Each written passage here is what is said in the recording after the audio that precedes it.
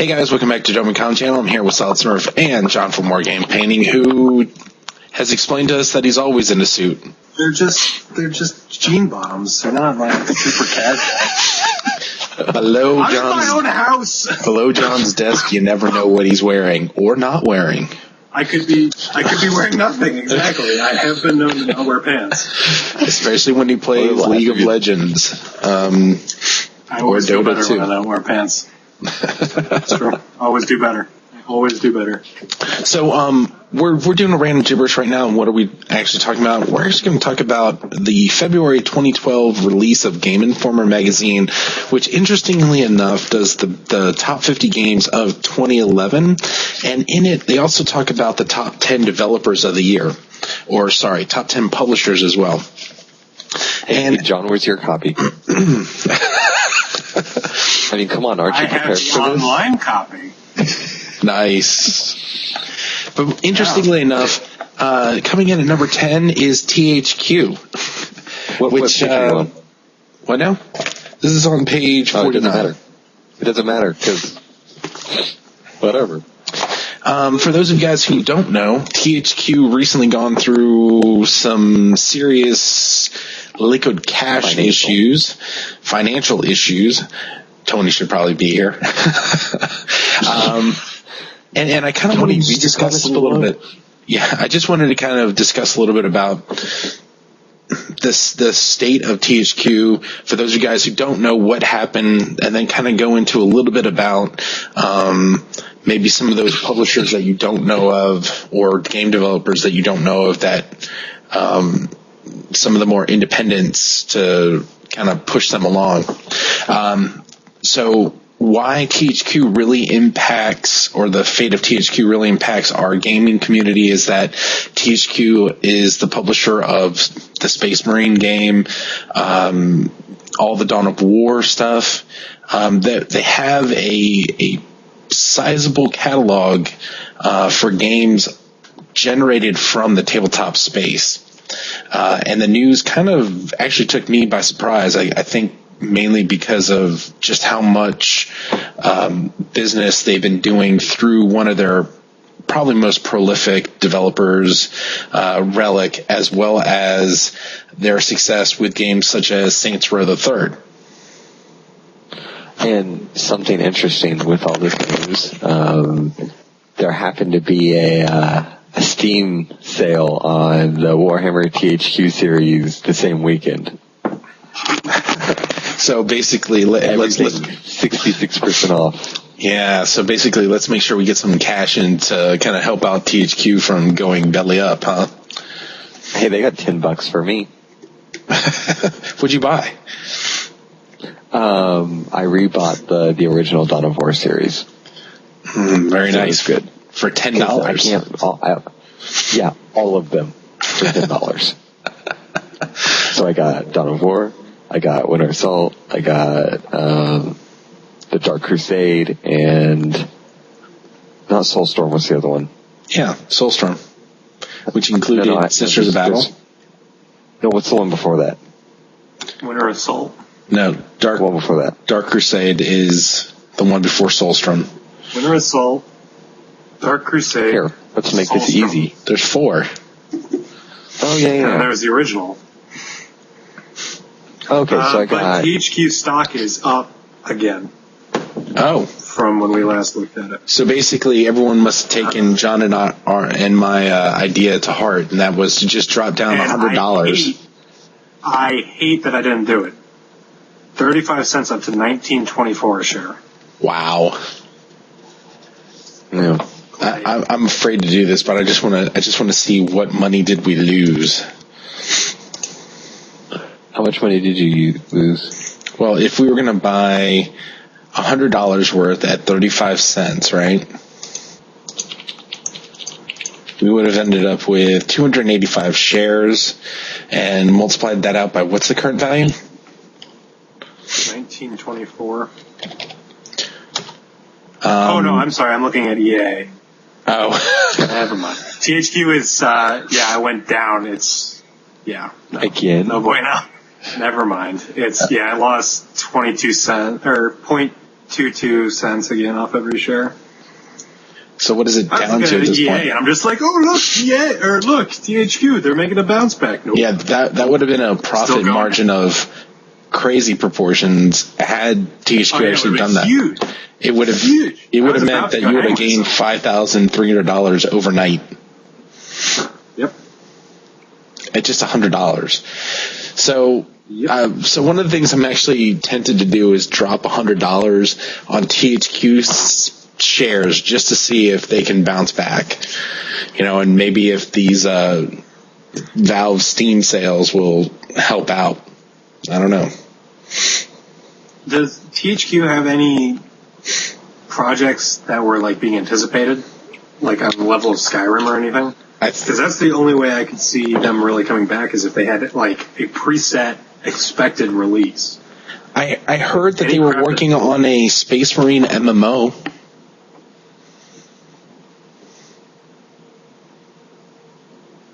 I don't know if the Warhammer community could save it, though. I don't know. I mean, clearly the people who bought Space Marine were far greater than the numbers who play the tabletop game. It's true. That's very true, but it's still not the same as like share save. People have to go out and buy right away instead of waiting for it to be out for a little while and watch the price drop from $60 down to $40 or less. Dude, I can't remember. I mean, I hate paying more than $30 for a game. Oh, I do too. And it hurts. And it's just like, why? Yeah. It's a shiny mirror. Dude, used games, like the prices are like you go back every week. Oh, is it down? No. Oh, it's back up. Is it going down again? What is it? Oh, well, case in point, man, go out and find any Mario Party games from like the GameCube era, and you're like, why is this still $40? Why is this still $40? Fun fact, the original Game Boy games, so the original like Pokemon games, have a watch battery in them. When they die, you can no longer save your game, because that's what kept the memory going. So here in the next couple of years, the average lifespan of those batteries will be dying off, and those games will be gone. Like, you can't play them anymore. Well, the save games will. Oh, but I guess or you replace the battery. You'd have to crack open the plastic. On the back that says, you'll go to jail if you damage this box. Okay. Pop it open and put in a new battery. But I'm looking at THQ stock right now, and they fluctuate a lot. Like unhealthily a lot. Well, this is not a blue chip stock at this point that you hold on for your retirement. No. This is, you see it going high, and then you bail out fast, and that's, what people are doing. But I feel like they could bounce back from it. I mean, granted, this is like the biggest dip that they've ever seen, but. Well, and what's crazy is that they still had net sales of, what is this now? 305 million? I see 68 million shares. Not shares. I mean, how much money they made over 2011. Oh, gotcha.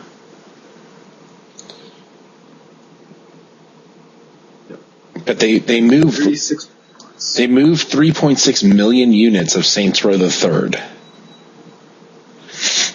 By the way, that game looks awesome.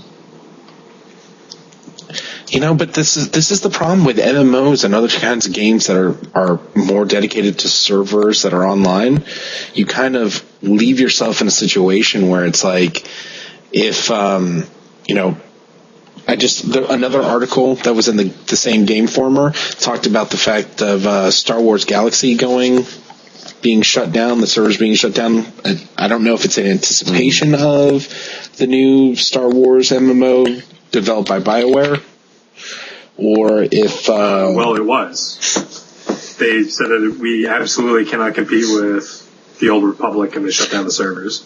And then when the Old Republic hit, it's the only one on the market. So, but think about all the people who were playing the original one for. The article goes into like a discussion of like people who have been playing for 7 or 8 years, investing all that money, and all of a sudden, boom, servers are down. Yup. It would suck. It's kind of mind-numbing. When World of Warcraft first came out, I was like, no, I don't want to play that because I don't want the servers to go down and then I don't have access to it. That's kind of funny now. But at the same time, I mean, all you need is, a couple bad financial quarters for Blizzard Activision and all of a sudden goes away. Some other MMO takes its place. Don't see it happen recently or, in the near future, but... I don't think WoW would ever really lose its basis unless there was a forced server shutdown. Just because people have now spent, 10 years. People said the same thing about EverQuest. Growing up playing it. Well, look at EverQuest. What? Yeah. It had millions of users. EverQuest 2 came out. I think it killed itself when EverQuest 2 came out. I think it was just kind of like a... Well, that's something that Guild Wars is doing well, and I'm kind of worried about that. Like, they did the expansion things like WoW does, but now they're releasing an entirely new game system. So that $200 that I spent on the original series, I'm never going to use it ever again. Ever. Yeah, you will. Well, maybe not if they shut the servers down. True. Because, again, you're still relying... Why would I play Guild Wars 1 when I have Guild Wars 2? Nostalgia, maybe. You might play Guild Wars 2 and hate the new changes. Mechanics. It's true. I'm kind of worried about that, honestly. I think it looks awesome. I think it looks awesome, but I think they're trying too hard to be WoW. I mean, they're like, oh, look, no, trinity of power awesomeness, but their bar looks like Diablo. The graphics look very similar to WoW from the release anyway. The animations look very similar to WoW. So, but they're doing some interesting stuff. I like that directionals actually matter. That's a fun touch. But So we've talked a little bit about what's going on. There's a game that I actually really want to talk about because, and it's not a new game, but these guys know that I've been focusing in on the independent sphere of games, looking for the next good developer, the next good publisher, the next, going in and helping those people that are literally building games with like 4 or 5 people and really impressive stuff for especially the number of people that they have playing. And this is not a game that I can suggest for anyone under the age of 18 or over the age of 60 for fear of heart attack or anything like that. But Amnesia, The Dark Descent by Frictional Games, who both develop and publish their own games. It's an impressive game. I mean, I'm very... And if you beat it.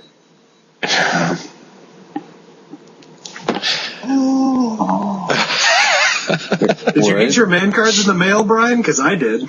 Oh, yes. Mine actually came, in a nice placard kind of thing that I have up on the wall. I can't show it to you right now, but because it's just so impressive. I got like a little mahogany box that opens up and like a music thing plays, and it's very cool. Very cool. So for those of you who don't know, we will never do a video about Amnesia, a playthrough of it, because quite honestly, it ruins the game. So you really need to play the game in a dark room with no one around and enjoy for the first time in a long time of being absolutely terrified. And again, for those of you guys who are under 18, don't play this game, or at least don't say that I told you to play this game, because I don't want to be responsible when, they find you in the room. You can't sleep at night. And covered in your own... Here, Brian, I'm going to say that nobody should suggest that you play this game, ever. It's an amazing game. Will I ever play it again? Nope. Played it once. I played the expansion pack thing. I'm done. And you know what? If I am ever in a situation where I have to run through a corridor that's slightly flooded, there's a good chance I will have a heart attack. Literally just drop dead. Don't make me open the door with levers. No, I didn't throw it the right way. Yeah, no, absolutely terrifying game. God. Nothing like playing the game with someone else playing the game and hearing them scream on the other side of the Skype call. And John and I both had our share of moments of absolute terror in that game. Oh my God. And the three of us actually had the same experience when all three of us were playing Penumbra, another game by Frictional Games. Penumbra's down here, though. I mean, it's like comparing an apple on top of a man's head compared to the location of an apple on top of the Empire State Building. Penumbra, I would, sip a fine wine and smoke a cigar and have a grand old time playing. And then Amnesia is, you have the blanket over your head and you're wetting yourself while you're running through it, trying not to die. But I'm not talking about not dying in the game. I'm talking about not dying in real life. But what's so impressive, though, is that even with all this, like, action-packed nature of the game and very, very heart-pumping everything, system requirements for the game, 2 gigahertz CPU, but can be run on, like, a Celeron or an AMD Duron processor. Okay, and for those who don't know what he's talking about, a hamster running in a wheel powering your computer. They probably give away Durons and Celeron processors just for showing up at, like, AMD or Intel's front door. They're like, oh, you came by, here you go. We just want to give you one of these.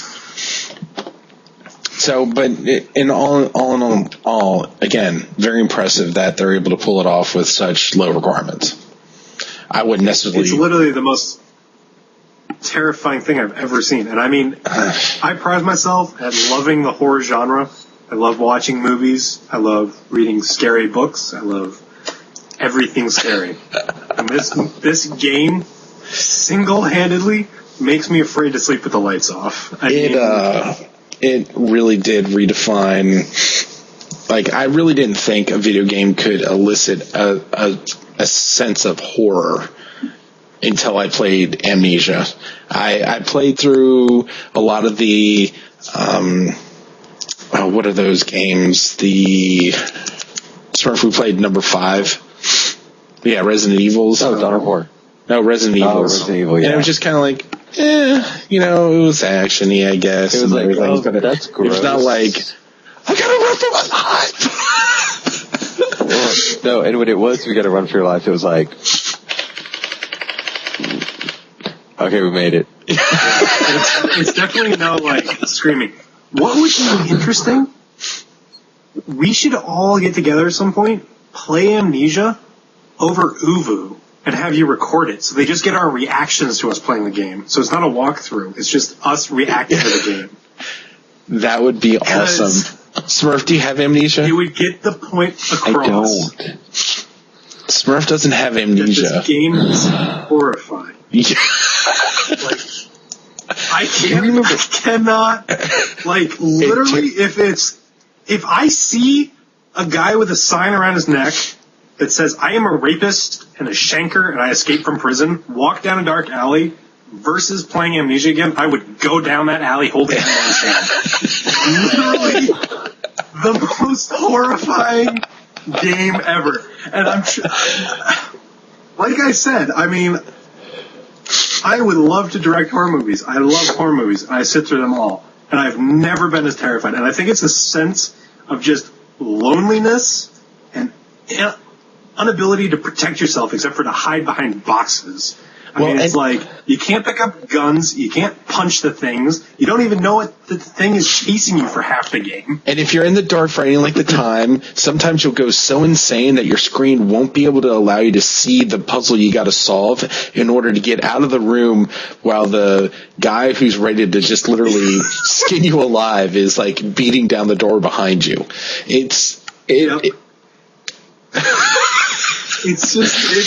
Oh my god, it's just terrible. I think the other important thing, and to give you a sense of how scary this game can be, now, if you're a big pansy and you play with the lights on and you amp up the alpha contrast so that, you see everything. You have 4 or 5 friends with you. Then you're a big tool wad and you will never enjoy the experience that I'm talking about right now. But if you play it with dark settings, you put every light on around the house out, and you just play this game, there have been times, you gotta realize, John's actually played the intro like 7 or 8 times.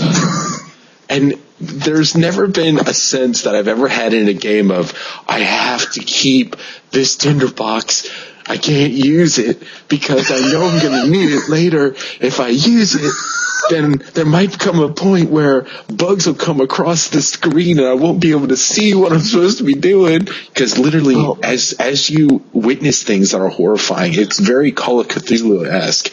Your character goes insane. If you stay in the dark for any length of time, your character goes insane. Problem is, you light something and it attracts monsters. So... Well, that's not even the thing. You're in a room trying to solve a puzzle, like, really kind of spoilers, the room with the pipes that you're trying to fix. Yeah. Ran out of tinderboxes and lantern fuel, so I was running around in the dark, picking up everything on the floor to see if it was a pipe, and just throwing it into the main room. And it literally took me like 3 hours to get to that level, because I was out of everything. If I had saved from the beginning, I would have been fine. I could have light everything, I would have been fine. To just get a taste of what we're talking about, if you're old enough, okay, go out to Steam and download the demo for Amnesia: The Dark Descent. No. Now, I'm only going to tell you to do this if there's a couple things. 1, you don't have a heart condition. 2, you're at least 18 years old, because I don't want to have parents calling me. And 3, you're not so old that we got to worry about other health issues as you are screaming like a little girl playing this game.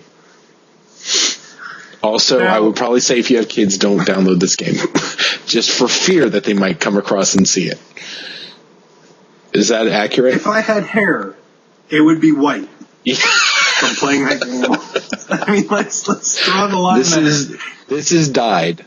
Honestly, right now, after playing the game, gray and white. That's all you got left. I believe it. I would believe it. And I feel like we're talking it up a little bit too much on how scary it is, and then I'm looking back and remembering some of the levels, and I'm just like, no. The torture rooms. That's all I got to say. The kitchen. The kitchen. Some of the things that I have seen will stay with me for the rest of my life, and my personal joy now is listening and watching other people play the game. Because I know, I'm just like, I've been there. I know you're suffering. Lonely man. And now you're going to come into my world, and we can just cuddle together in the light. We can build a fort of boxes and hide behind it. So keep it against the wall. So, John, here's a question: do you feel like our suggestion is actually one of Misery Loves Company, or is it strictly we want you to experience the pleasure and pain of playing this game? Okay, literally putting aside the fuzzy feeling that my brain has right now, and like the terror that my brain is even thinking of right now, it's an amazing game. And for the people who designed it, hands down recommend that you have to go at least support them. If you buy the game and you play 5 minutes of it and you literally just poop in your pants, fine. You've encouraged them to make another game. So people like doremicom and I who thoroughly enjoy it. You enjoy the fear, even now when literally the only thing I can do is keep looking at my own image to make sure nothing is coming up behind me. have the third game for us. There was nothing more priceless. There was nothing more priceless than being on a call with John while playing this game, and him going, I can't see. Run! And then him scream, this high-pitched scream, because someone came into the room and tapped him on the shoulder and said, "Hey, John." Wait. Let's be more specific. Wasn't it your mom? It was my mom. No, I was playing the expansion, right? And I had all the lights off, and I had my headphones on, so it was super intense. I had my other screen off, and I was just focused on the game. And I just didn't want to die, because if you die in the expansion, you have to start all over again, and it's just such a pain. So I'm focused on it. And my mom comes downstairs and touches me on the shoulder, and I literally thought I was about to die. I was ready to die.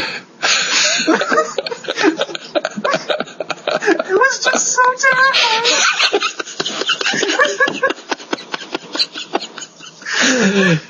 I gotta say, the expansion made things just a little bit worse, only because when you get to the water level, and I'm not really ruining anything, but when you hit the water level in Amnesia: The Dark Descent, Justine, which is the expansion,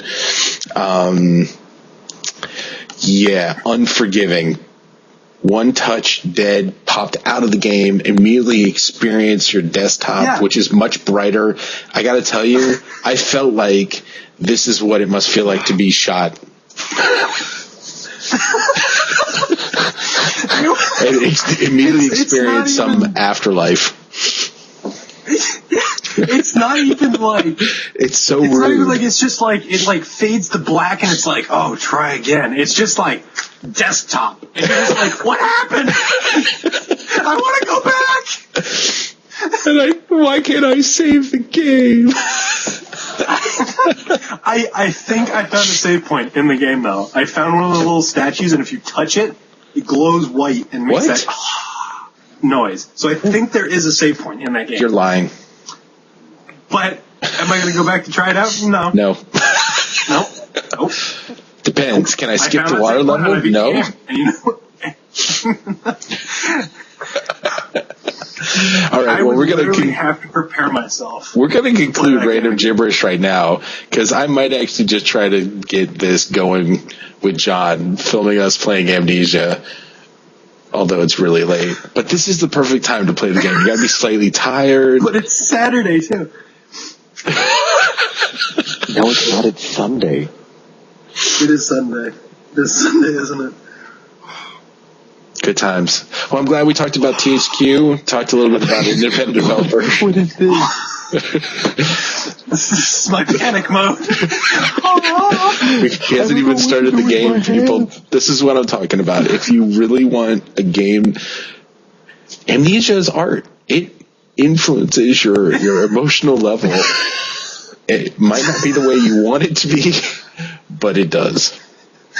And with that, good day and good evening. Or good day and good gaming.